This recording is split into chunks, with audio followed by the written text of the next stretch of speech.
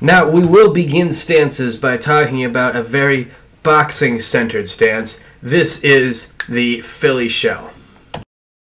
So like I said, this is more of a boxing stance, and it's really primarily used for defense. You'll notice probably right away the hand positioning is a little bit weird. I have one hand down low, and what that's going to do is block body shots that are coming at me. So I have that hand low to protect against things like a jab or a cross, even a hook to the body. So that's why the hand is down low. The second thing you'll notice is that top hand, the high hand, that's actually going to be placed in the middle. With the hand low, you're kind of not very well defended on the lead side. The rear side is usually pretty good, so what we're going to do is move that hand to the middle so that it can cover both of the sides. Now the Philly shell kind of has two phases. There's the squared up phase, like you're seeing right here.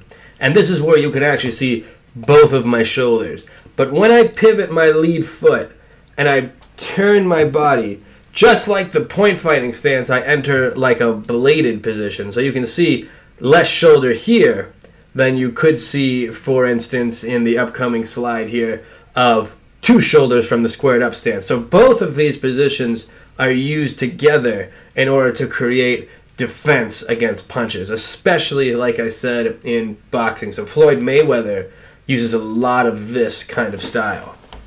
Usually all you have to do to transition from the squared up stance to the bladed one is just pivot on that front foot. So by pivoting, we're transitioning which phase of the technique of the stance that we're going to. Now a couple of things happen with the hands in phase 2. You'll notice my rear hand is now gone in front of my face. I don't really have to worry about much coming back behind me on the other side, so I transition that to the front of my face to block any possible headshots that might be coming. The second thing to keep in mind with your arms from the bladed position is that my elbow is pointed forward.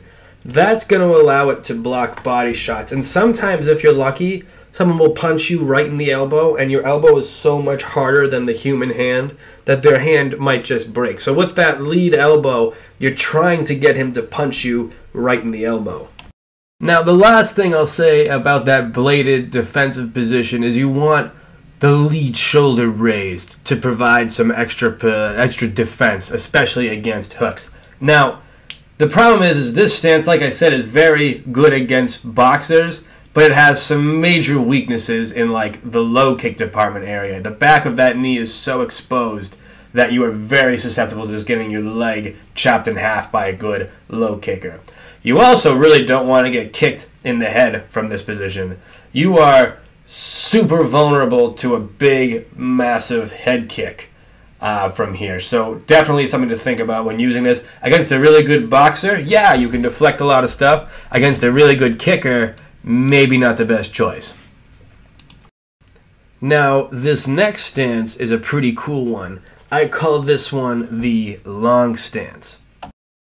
Now, the long stance is like if I took the basic stance, the day one stance, and then I just extended my arms even more from that position. Now, what that's going to do is put my hands closer to the target. That's going to do a couple things. One, anything that this opponent tries to throw at me kind of becomes stuffed because they just don't have the room to throw it. As my opponent throws shots, my arms are just going to get in the way and prevent that from happening.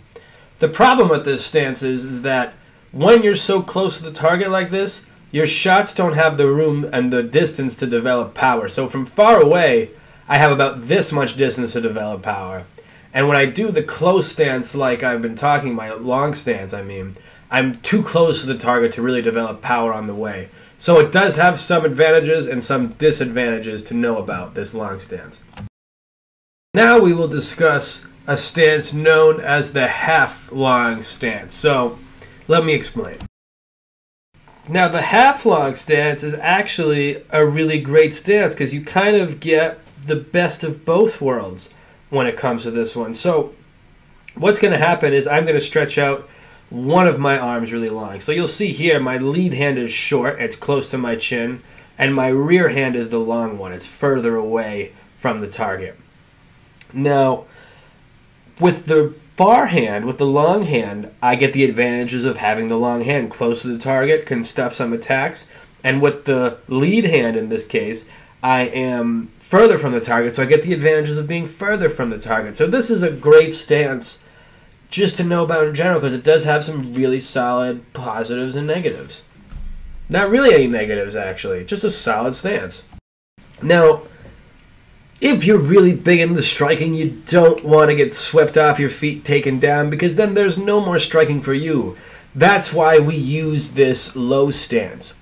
And what the low stance is really meant to do is that when someone goes to shoot on your legs, you're just in a lower center of gravity. So watch, by dropping down, by kind of squatting down and dropping my hips, I drop my center of gravity, making it much harder for someone to just lift me up off the ground, like a really good wrestler or something, to just pick me up and slam me on my back, where I cannot use striking anymore.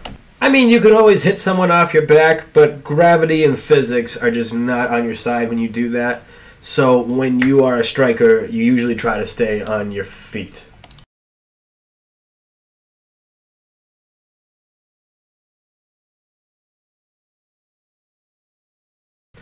So there is a rule that once you learn the fundamentals, you break the rules. And the hands down stance is exactly that. Now, what this does is just kind of breaks all the rules, but if you have an intention behind it, it's not the lack of fundamentals, it's a strategy. The hands down gives you a couple of advantages. One, it lets you know someone's probably going to swing at your head. So if you're a counter striker and you know where someone's swinging, well then that's good. You can counter to where you know they're going to go. Second, just lets your hands rest. Fighting's freaking exhausting. You ever try to fight someone for 5 minutes straight? It's crazy. So this is just a good, solid resting position. I hope you have enjoyed advanced stances. Let's move on to footwork in the next video.